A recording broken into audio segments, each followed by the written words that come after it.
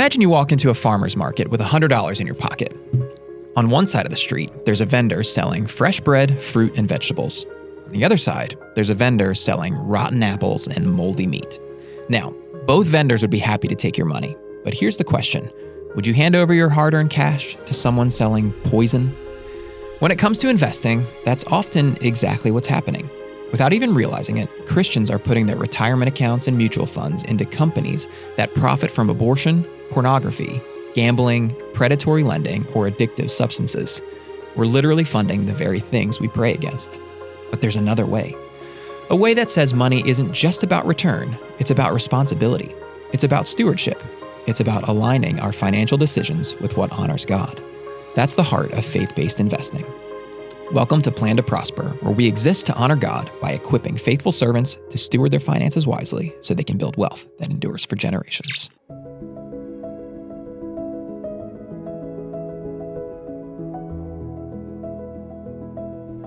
All right, welcome back to Plan to Prosper. We are here today to do a deep dive into faith-based investing, something that we're very passionate about at our firm at Stonecrop.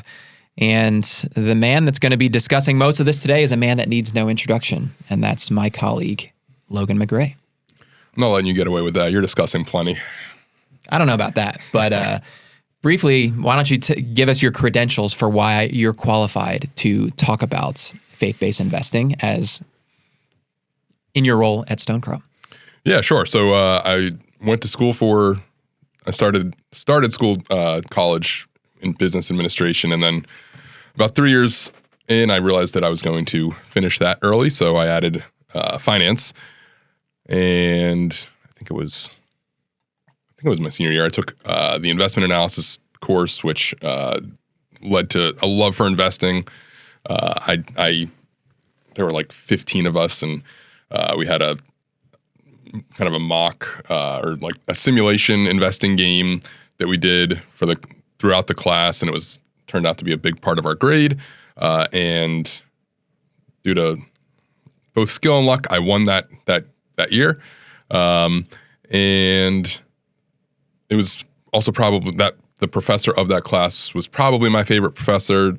Shout out to Professor Logan. He planted the seed to pursue the CFA, Chartered Financial Analyst designation. It doesn't stand for Chick-fil-A. Unfortunately, no.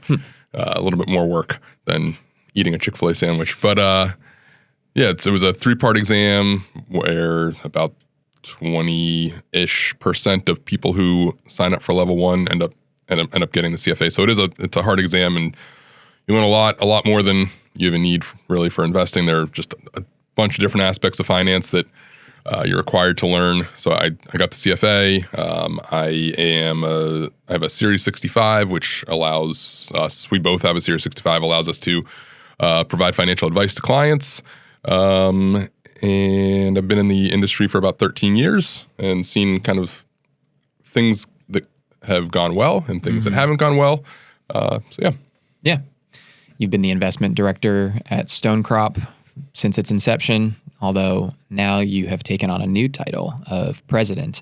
We've not hired a new investment director to replace you, so I assume you're still essentially that role as well. Yeah, or we'll make it you. Maybe not. Not so sure about that. Great. Yeah, so highly qualified to talk about this, obviously, and just passionate about it. I think even beyond the credentials, this is something that you deeply care about. Yeah, and it's funny. I didn't actually start doing faith-based investing until I think it was I'm almost positive it was fall of 2019. I was part of my alma mater, Gordon College. They did a faith and finance forum for people that were Christians in the industry, and they had a lot of alumni involved. And at one point, I got to introduce Finney Curavilla, who works for Eventide Investments, at one of the forum events. And it was the first time I'd ever really heard him talk. And he provided a very compelling case for faith-based investing. And it was at that point that I remember going back to work on Monday and switching my whole portfolio. Wow. That's awesome. So for those who might not be familiar, I guess let's just start with kind of the basic question. We'll get into it more, but what is faith-based investing from kind of a broad, high-level overview? Yeah, I mean, I think the concept's relatively simple. We live our lives as Christians based on God's commands for us, and investing shouldn't be any different. God provides us with commands. He provided us with the law. There are tons of commands in the Bible, and we should live that out in every aspect of our life, including the manner in which we invest. Yeah. So investing based on our Christian values. Okay. And when it comes to approaching really anything in life, we all, no matter what our faith background is or what our current faith is, if there is any at all, we all approach every aspect of life with some pre-existing worldview that shapes the way that we interpret things, it shapes the way that we think about things. And so why is the worldview we bring to the table so important when it comes to how we invest? Yeah, actually, I love a quote by N.T. Wright where he says, worldviews are like the foundations of a house, vital but invisible. They are that through which, not at which, a society or an individual normally looks. They form the grid according to which humans organize reality, not bits of reality that offer themselves for organization. And I really like that vital but invisible, and they are that through which, not at which, a society or an individual normally looks. So we're all looking at society, looking at different areas of our life, others' lives, different circumstances that are happening through a lens, through our worldview lens, and acting and processing information based on that. So in our case, it's the Christian worldview in which we're viewing things and reacting to things, and kind of continually getting better at using that lens to live our lives. Yeah. So naturally, it would make sense to look at how we're investing and consider how we could do it that's more in alignment with our worldview and our paradigm, as opposed to just going with the status quo and doing what the rest of the world is doing. It makes sense that this has been looked at, and we're trying to align this a little bit more with what our worldview is. Yeah, absolutely. And yeah, I mean, I had plenty of years where I was both taught and kind of developed ways in which I would look at investments, look at the numbers, and kind of create a decent story of why the specific investment was going to grow. But it was always kind of numbers and, does it have a good product? Are they innovative? Mm-hmm. And by good product, I mean, is it going to be a growing product, a product that has demand? A profitable product. Yeah, exactly. And then, again, that was my view based on a compelling case of applying your Christian worldview to investing, changed to incorporating another layer. Yeah. So then how does the Christian worldview, how does that shape the way that we think about money and investing? Yeah, so I think we have to start with the fact that God created us. God's a creator, and that He created us to be like Him. We're made in His image, so we kind of naturally look to create and work and create things. And so part of us investing is putting our capital towards people that are creating things, and creating things that would be honorable to God, that aren't going to go against God's commands. And the other thing is some people think, maybe I'll just hold all of my cash.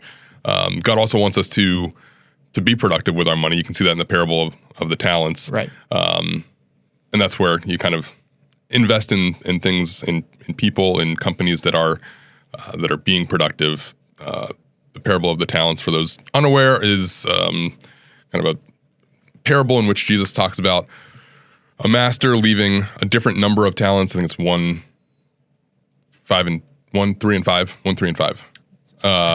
1, 3, and 5 talents to each of his essentially servants, and the master goes away for a little while. The servants with 3 and 5 double their talents while the master is away. So again, they're being productive with the talents. The servant with 1 digs a hole, buries it, does nothing with the talent. Master gets back and he gives him that 1 talent, and the master harshly scolds that servant for being lazy and not doing anything with it. And so again, I think it's a compelling case for not just holding cash as well, for being productive with the money that God has provided you with. Yeah. Yeah. That's such an interesting parable that the ones that were given more are the ones that are faithful with it. And I don't know if there's really anything to draw out of that, or if it was just kind of coincidental that those are the ones that were faithful, because it could have just as easily been the one that was given 5 or 10 or whatever it was that buried that in the sand and just waited for the master to return. And the one that got the 1 was productive with it. But it just so happens that it was the ones that were given more that were the ones that were productive with it. And the one that had less, seemingly had less. He not seemingly, he did have less to lose. And yet, even though like he just decided to protect what little he had and just, let me just make sure I don't lose this, he's the one that receives just such a harsh rebuke for it. And I think it speaks to, no matter what your assets look like, no matter how big your portfolio is, you have a requirement from the Lord God to be a faithful steward of it and to do the right thing with it and to not squander it. So, we don't want to be rebuked for this in eternity. We want to be faithful stewards of this. Right.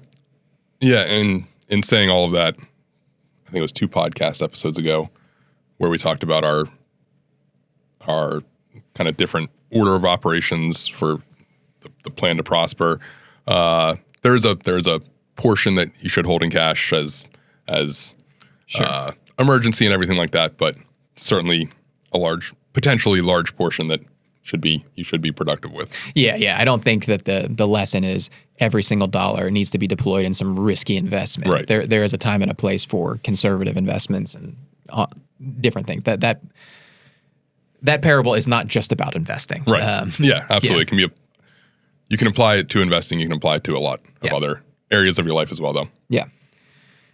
So what other aspects of the Christian worldview apply? So we got God as creator, the parable of the talents, and any other things that we can look to that help shape the way that we think about investments. I would say probably lastly, just looking at God's attributes and how we're supposed to follow God's attributes. We're supposed to strive to be more and more like Him, to love justice, to Micah 6:8, love justice, do mercy. Mm-hmm. Those different attributes: justice, mercy, love. Even the golden rule. Do one to another as you would like to have done to you. Right. I feel like I just butchered that, but no, that makes sense. Trying to be more like God in every aspect of life. Yeah. Since we're the image of God, as you said, kind of he's a creative God. Therefore, we're creative, and we've been called to create in the dominion mandate, the cultural mandate in Genesis, that we are to go forth, to multiply, to take dominion, to go forth in this earth and to care for His creation.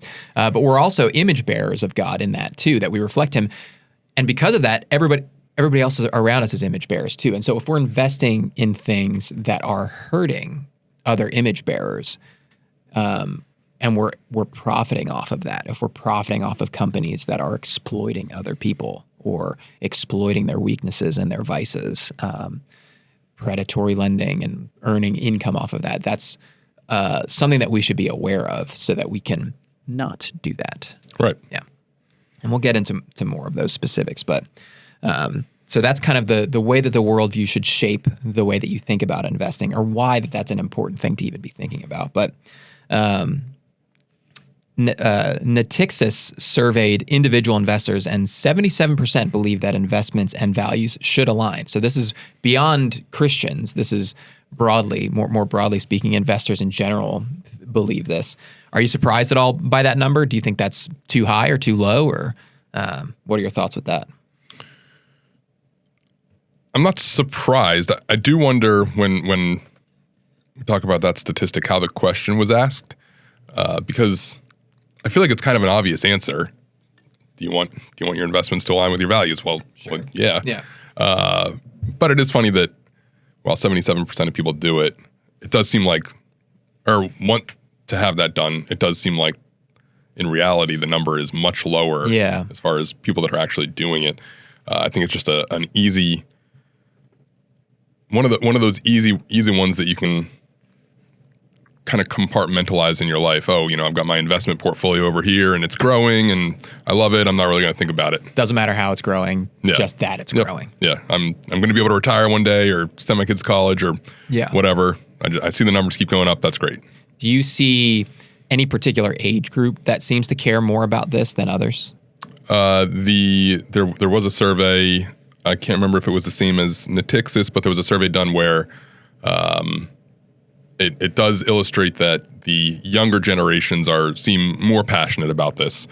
And I think it kind of stair-stepped down with the Gen Z being most passionate, millennials kind of right behind, Gen X, again, a little bit behind millennials, baby boomers even further behind in really valuing this. And I think it makes sense because in the grand scheme of things, this is perhaps a fairly new, we'll call it a trend, but I think it's deeper than just a trend. It's not a fleeting thing. That perhaps older generations, the way that investing was done 50 years ago, was this kind of thing available, or was there even a kind of an ability to do this 50 years ago for people that were investing for that long? Yeah, that's a good point. The companies that I know of that do it, I think the oldest probably started in the 80s, and so they were brand new then, like late 80s. And investing was kind of different back then. I think. I mean, I wasn't around back then, but I think mutual funds and ETFs were a lot less common. People were just buying. We still have the occasional client that brings in an actual stock certificate that they got from investing directly in a company.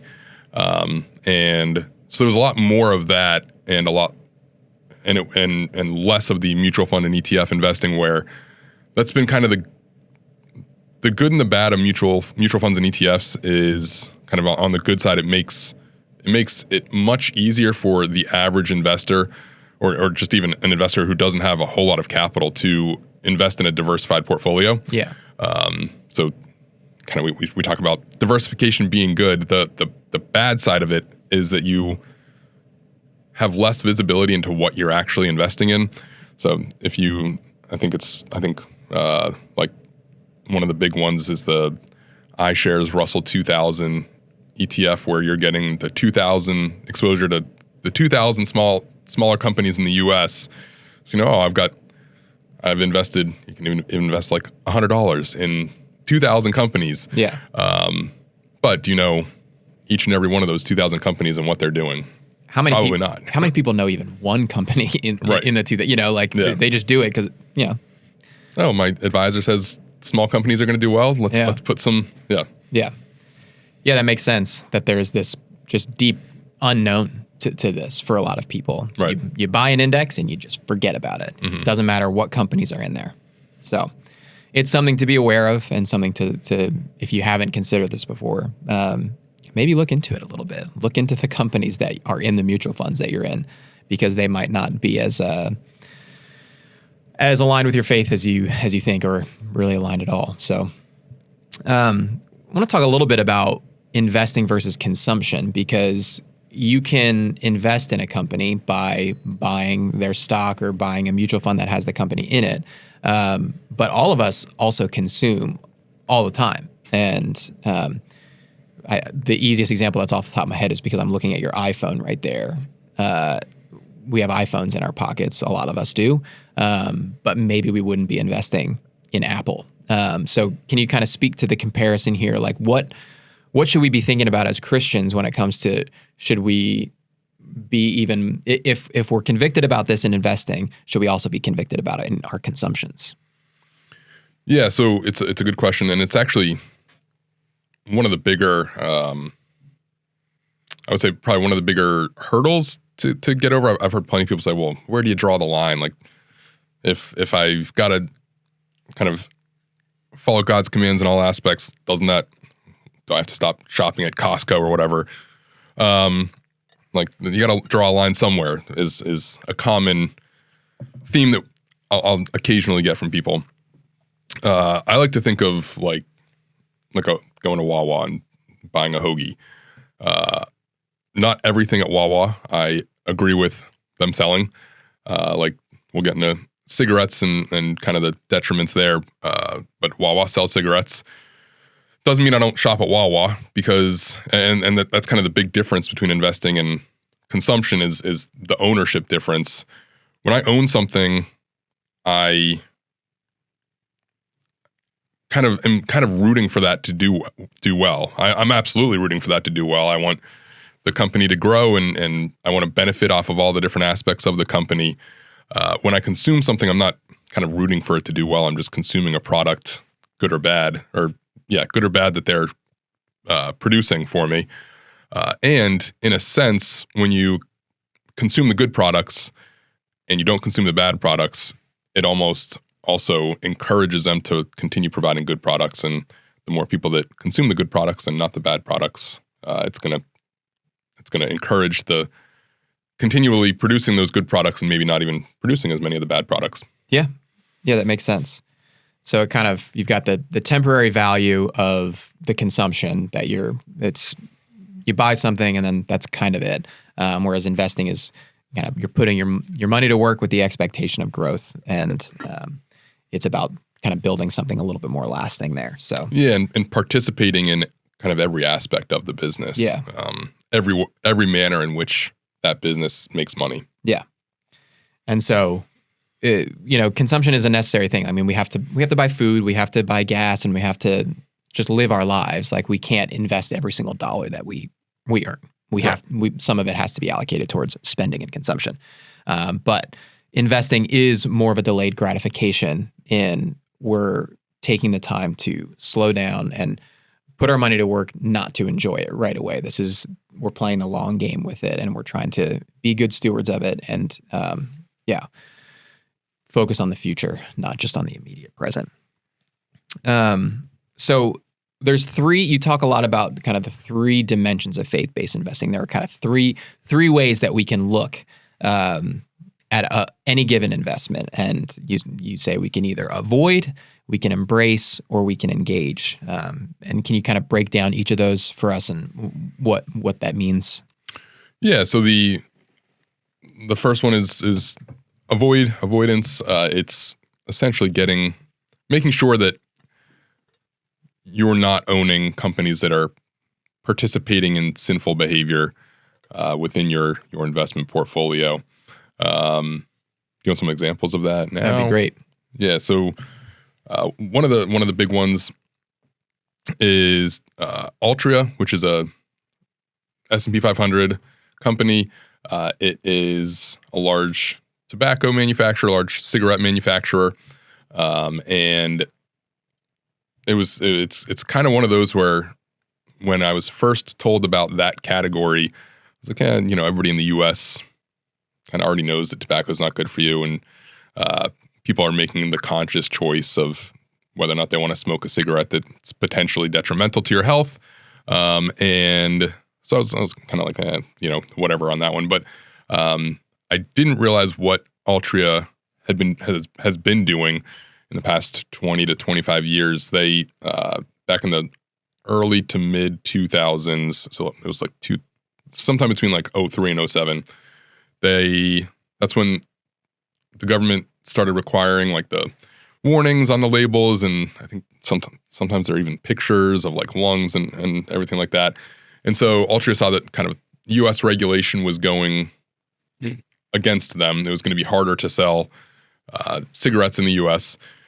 So they started focusing on the kind of overseas efforts, going to countries like Indonesia, where there's virtually no regulation on cigarette companies. And they went to Indonesia, and they were like going to concerts and parks and handing out free cigarettes to kids. And so there's one stat out there where apparently 30% of kids in Indonesia try cigarettes before age 10. And so they've really kind of been trying to market to kids. They kind of view their cigarettes as an annuity stream for them. They can get people addicted to them. Yeah. And the earlier they do it, the longer that annuity stream is going to last. But so yeah, they're really trying to take advantage of kids. They are a large investor in Juul, which Juul was also hit with a lawsuit for kind of deceptive marketing and even marketing that kind of targets minors. Yep. So yeah, just kind of all those different reasons for not wanting to profit off of something that's detrimental to kids. Yeah. Yeah, I don't think we have quite that degree of like a smoking issue in our country, but I do think vaping is probably a good example of how it's hit our youths here. Yeah. Like, I see kids all the time with those vape pens in their back pockets, and yeah. So the question is, should we be profiting off of these companies? And I think, it's for everybody to decide on their own, but I think for us, it kind of became an easy, like, we don't want to be profiting off of people that are taking advantage of young children and their potential for addiction. And it's doesn't feel really at all aligned with our faith. Right. Yeah. That's where you're trying to invest based on your worldview. Yeah. What other examples of companies to avoid? Yeah. Another one would be, and this one's kind of newer.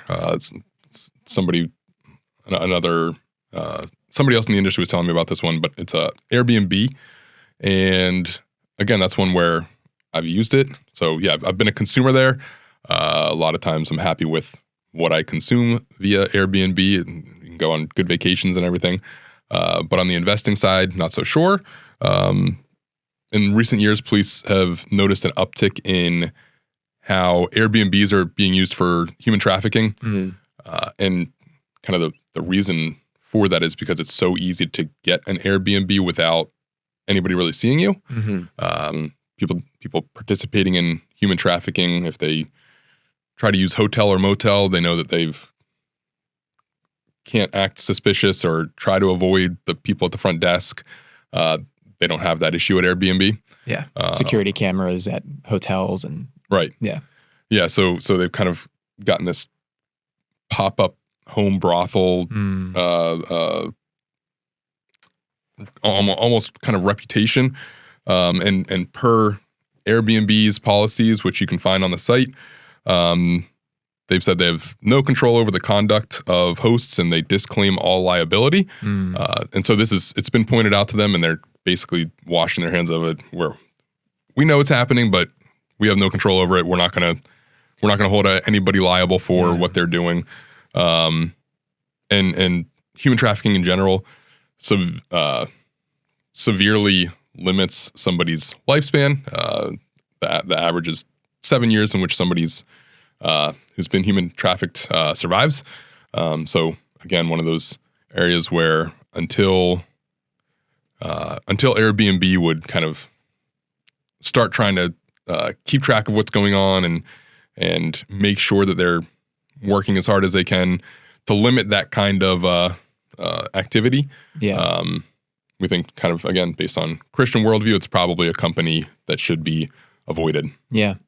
Yeah, it's a tough one because, like you said, we've all probably used Airbnb. And, it's a great idea for a company to make it available for people to have their home available, keep a beautiful home and have people stay there as an alternative to hotels and actually have a full, kitchen and living room kind of normal home experience if you've got a big family or anything like that. Like it's a useful resource to be able to have, but that the unfortunate downside is that there are a lot of sinners in this world.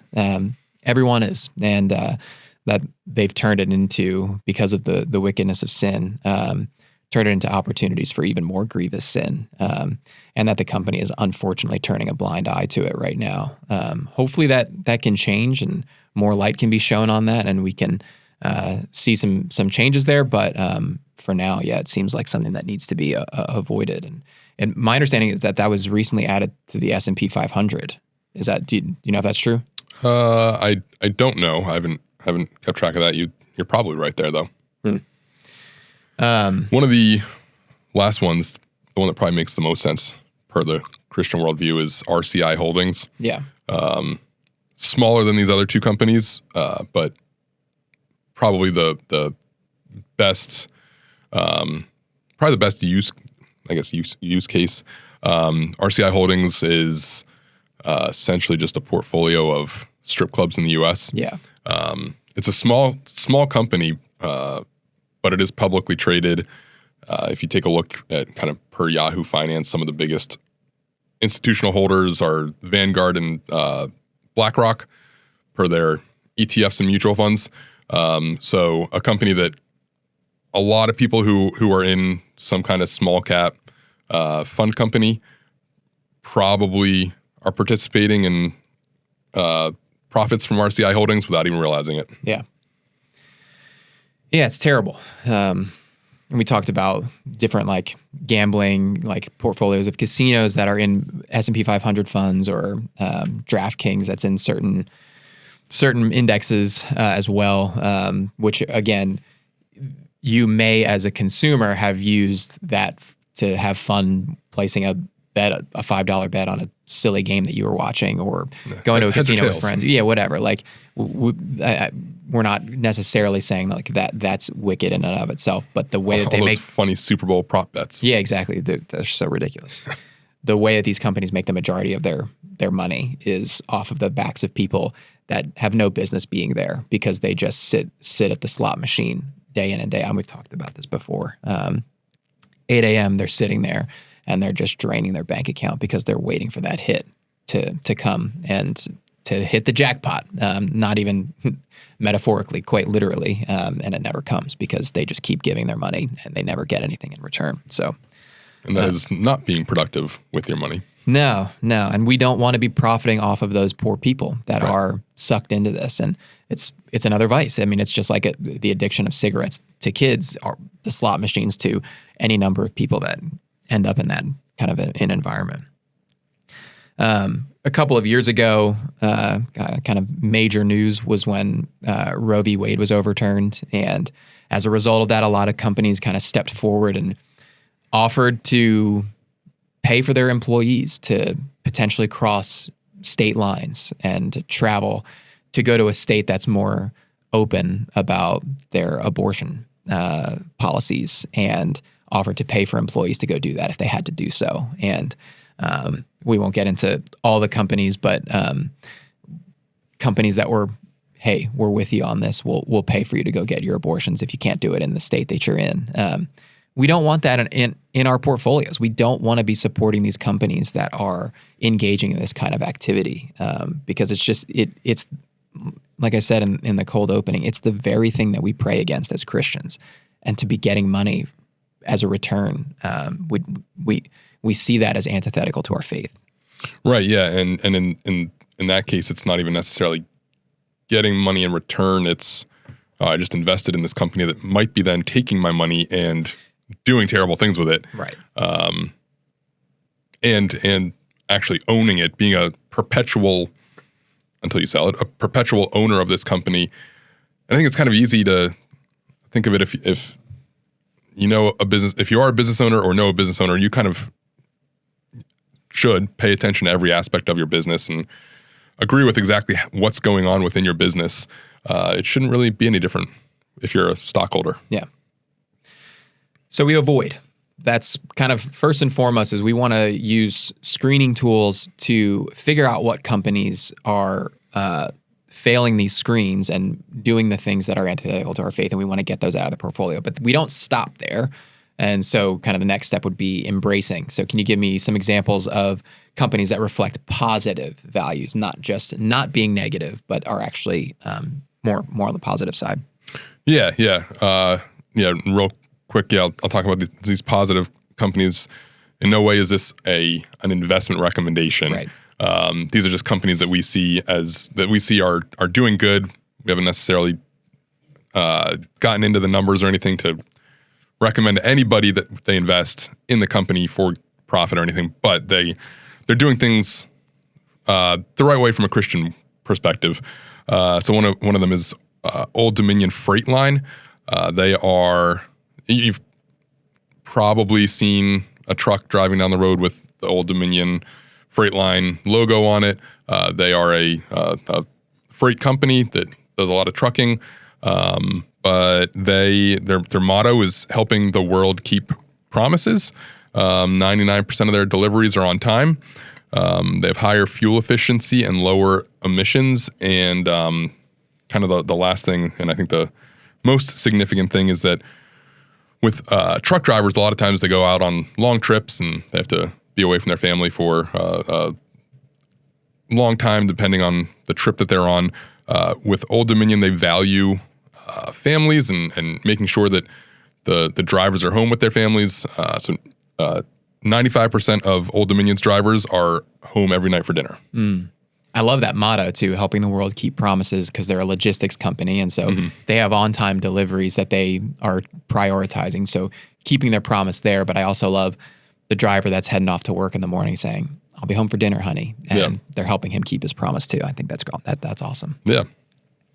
What other examples of companies that we should be embracing? Yeah, another one that I like is Coca-Cola Consolidated, which it's not the large Coke brand. It's a separate company. It's actually the company that does the bottling for Coke, the soda. They work really hard at actually evangelizing their employees. Over the last few years, I'm not exactly sure what time span this is, but over the last few years, they've averaged 8% of their employees coming to Christ per year. Wow. So it's something that they value and something that they work to do. They do provide at least 100 corporate chaplains to their employees. So if their employees are going through anything or want to talk to a Christian chaplain about anything, they've made those chaplains available to their employees. And because of kind of these ways in which they're treating their employees well, their kind of average retention for an employee is 11 years, and in that industry, the average is 2. Wow. That's incredible. Yeah. I didn't know that. That's amazing.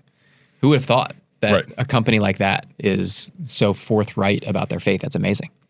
Yeah, actually, that's a good point. I think it's either their mission or purpose statement or something, but they list out our purpose is to honor God, and then they list a few of the different things that they do as a company, but they're always looking to honor God and as a company. That's incredible. So, any other examples of embracing that you want to point out before we move on? Those are two of the big ones, two of the good ones that I like a lot. So then the final one would be to engage, and this is when kind of it's not always so black and white that it's just crystal clear, avoid this one, embrace this one.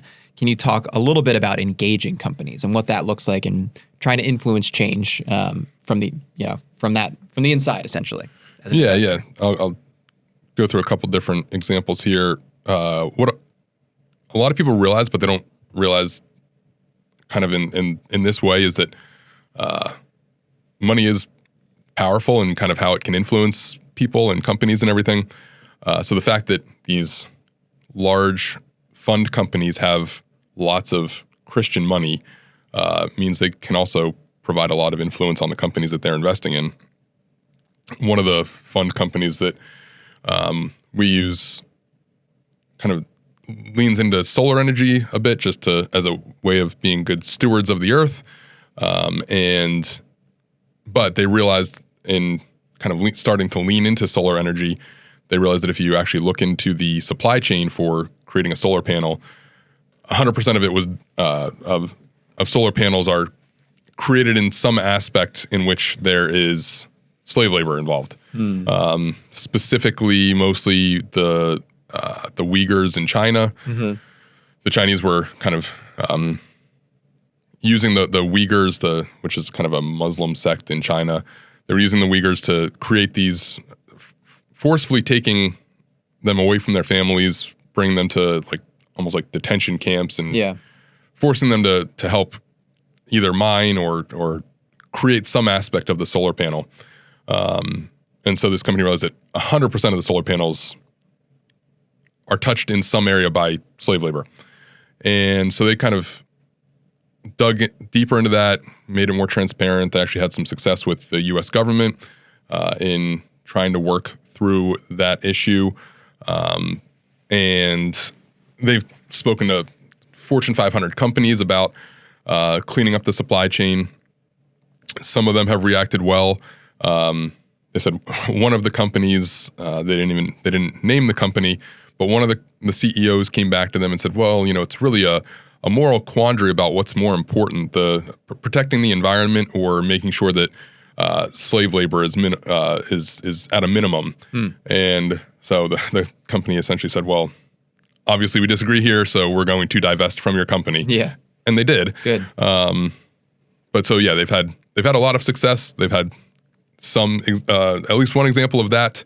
But it's a manner in which because they have so much money invested in these companies, they can go to these companies and say, hey, we need to work on change here. Another example would be another separate fund company that noticed that one of the companies that they were investing in had kind of a stance of taking no stances politically, and then they had changed that. So at one point they noticed that they were sponsoring a bunch of gay pride parades, and so they came to them and said, "Hey, as Christian investors, we don't agree with that activity, and we have a lot of Christian investor money in your company. We liked the fact that you were not taking any stances like that previously.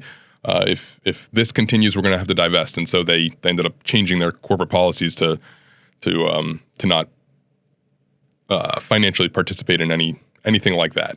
Yeah, I think a lot of us kind of have this maybe underlying assumption that companies would never change. Like that the easiest thing to do would be to just avoid when they if they break this kind of what our understanding of what we would want them to be doing ethically, they're never going to change. There's nothing I could do to spark change. But I think kind of the lesson here is that that's actually not true, that companies are willing to make adjustments when they maybe are pressed hard enough or something. Like one of the recent examples that I'm thinking of just even this week was, so Cracker Barrel recently announced that they were updating their logo, and the new logo was terrible, and it was just universally panned. I don't know if they're a publicly traded company. They are. Okay, so that's right, because their stock immediately just tanked. Plummeted. Right. So I don't know if shareholders participated in this as well, but certainly the public backlash was significant enough that within days, Cracker Barrel was like, "Yeah, never mind.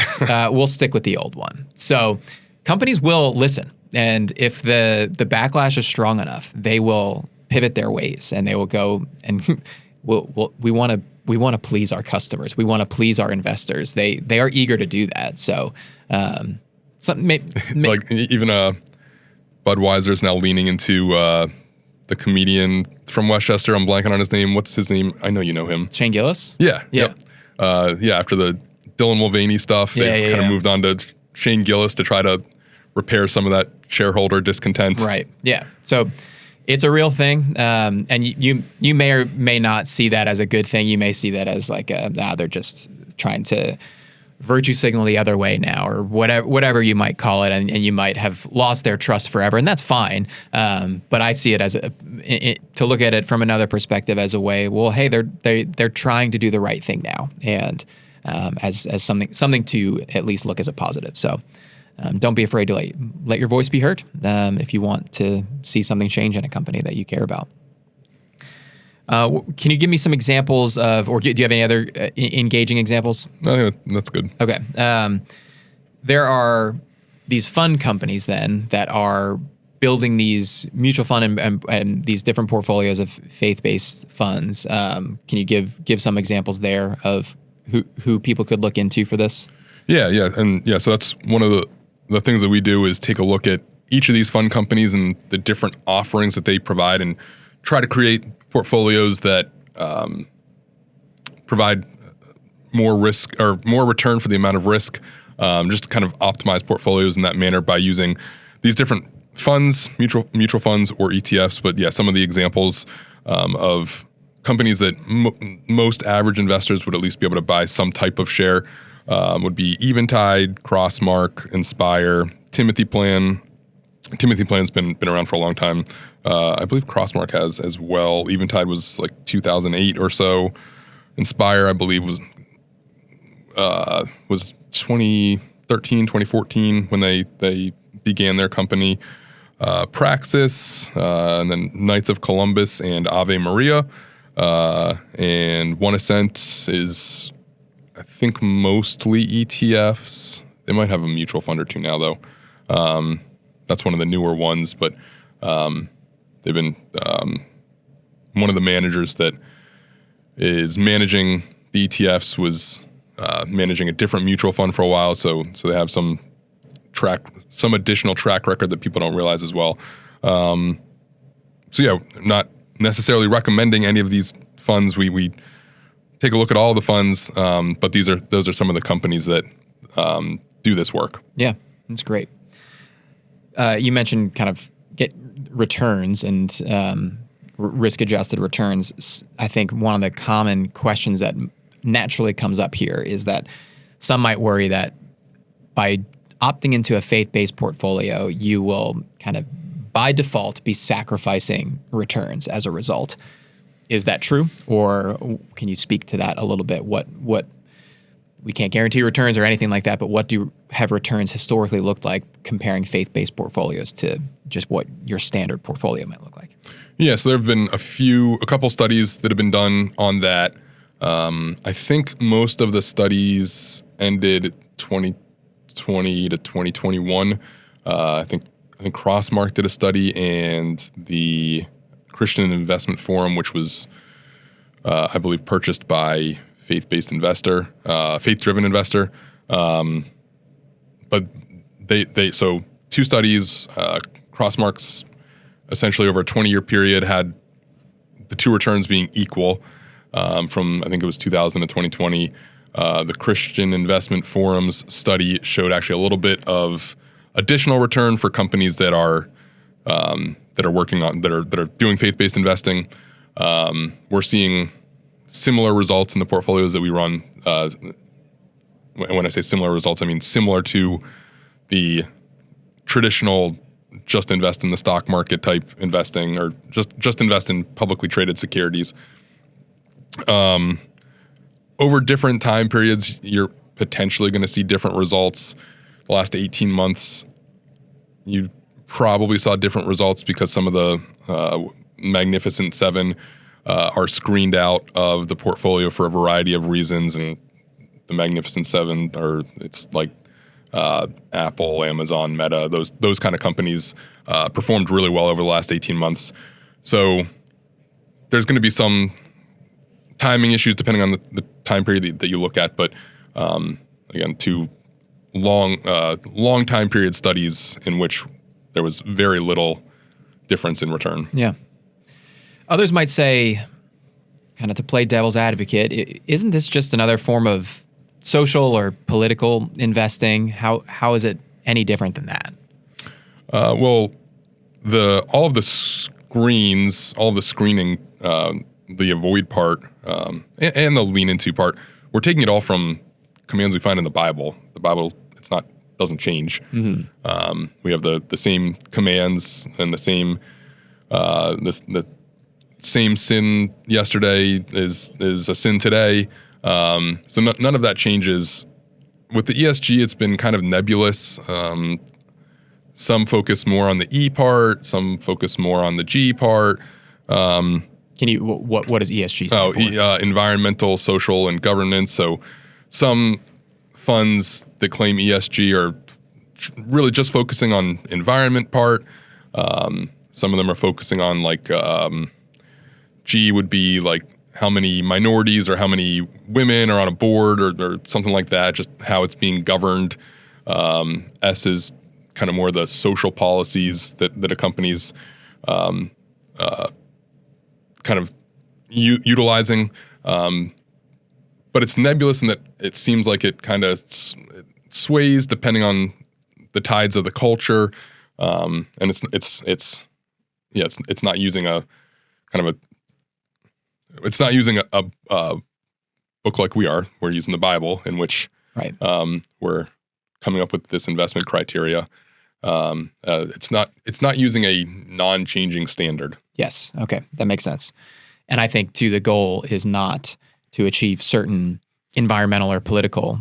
The goal for faith-based investing is to glorify God. And so the goals are different and the standard is different. Act as a Christian in all areas of your life, including investing. Yeah. Well, if somebody wanted to get started today, hearing this for the first time and realizing, oh man, I'd never thought about this before, what are some simple things that they can do to get started?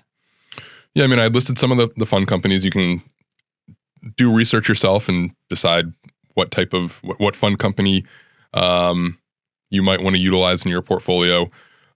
We do a lot of due diligence there, and because there are some fund companies that claim to be screening in this way, but when you compare it to a typical S&P 500 fund, there's not a whole lot of difference. You might even see some of the underlying securities being just kind of mirrored S&P securities. So we do a lot of due diligence there. So just make sure you're doing due diligence there as well. But yeah, you can look into kind of different publicly traded mutual funds or ETFs. And depending on how much you have, you can actually get really creative. There's another method of investing called direct indexing, where you're actually directly buying companies. So if you're like trying to replicate the S&P 500, you would go out and buy all 500 companies in the manner in which they're weighted in the S&P. You can do this in the faith-based way as well, in which you're buying the 500 companies of the S&P, but paring it down to, I don't know the number off the top of my head, 400 or whatever that aren't violating scripture. That takes a little bit more capital, but if you have that capital, that's an option as well. And you can even kind of pick and choose through direct indexing what potential activities you would not want a company to participate in and what you don't care about. So yeah, you can get really creative as well. But the easiest place to start is probably the mutual funds and ETFs. Okay. And you could look in, like if you have a 401k, you'll be limited with what your investment options are, and you may not have that available to you. But could you go speak to somebody to say, hey, could we potentially add some of these funds to our 401k plan? Yeah, you could potentially speak to, I think it's typically like an investment committee at a company that kind of approves both the actual company that's running the 401k and potentially approves the different funds in the 401k. So you could probably talk to somebody on that committee if you can figure out who's on that committee. There are ways, if you have influence over how the 401k is being run, you can absolutely add those types of funds. So yeah. Yeah, and you could also talk to us at any time if you're interested in kind of how we implement this in our clients' portfolios, and you'd be interested in working with us. If it all seems too overwhelming to you, this is what we do, and we would love the opportunity to talk to anybody and figure out what the best kind of strategy for you would be moving forward. Yeah, we do have a free screening tool that we can put the link in our show notes. Yeah. You can see what you're currently invested in and see how your portfolio stands up to the screens that we use to look at all these things. Any other final thoughts for anybody that you want to share before we wrap up here? Yeah, I just realized I had written down a Bible verse that I never ended up pulling up, but I do want to just share one because it's funny how much it kind of almost sounds like a fund. And it's Proverbs 1:10, and I'm going to read like 10 to 19. Hear my son, my son, if sinners entice you, do not consent. If they say, 'Come with us, let us lie and wait for blood. Let us ambush the innocent without cause. Let us swallow them alive like Sheol, even whole as those who go down to the pit. We will find all kinds of precious wealth. We will fill our houses with spoil. Throw in your lot with us. We shall have one purse.'" So one purse, almost like a fund. "My son, do not walk in the way with them. Keep your feet from their path. For their feet run to evil and they hasten to shed blood. Indeed, it is useless to spread the baited net in the sight of any bird, but they lie in wait for their own blood. They ambush their own lives. So are the ways of everyone who gains by violence. It takes away the life of its possessors." Wow. That's incredible. That does sound a lot like a strong warning for us to take heed and to pay attention to in our own portfolios. Yeah. Yeah. I was at a faith-based investing seminar yesterday, and one of the things they were saying was, don't let perfect be the enemy of good. And it's going to be pretty hard to find perfect companies across the board that you can diversify your portfolio in, that are run by Christian CEOs, that are putting good products out there with good practices and all these things that are having good profits as a result. Like, don't let your pursuit of this reach such a level where no company kind of can meet that standard. We should be striving for that. We should be striving more and more to increase the way that we're investing and make every aspect of it align with our faith. But it's hard when we're dealing with publicly traded companies and kind of some of the limitations there. And so don't let the perfect be the enemy of good and just say, well, forget about it. Like none of this matters then if I can't. I think what we're striving for is increasing the quality of this portfolio as time goes on, and increasing our ability to invest in companies that are doing good as we see it, and not just waiting for it all to get perfect and have everything aligning exactly with how we would want it to be. Any thoughts there? Yeah, absolutely. I mean, you can't just throw your hands up because you're then not being productive with your talents. And you can always sit down and nitpick any holding.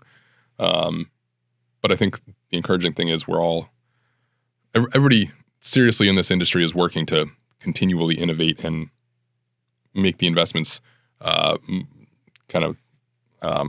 satisfy God more, reflect God and His character more.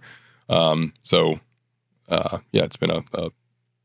been fun to watch the innovation and the fact that we are seemingly getting closer and closer, or better and better at doing this as good Christians. Yeah, that's great. Well, thank you, and thank you for listening. We appreciate you taking the time, and we want you to like, comment, and subscribe, as we always say, and hope you come back again next time for Plan to Prosper. God bless. God bless.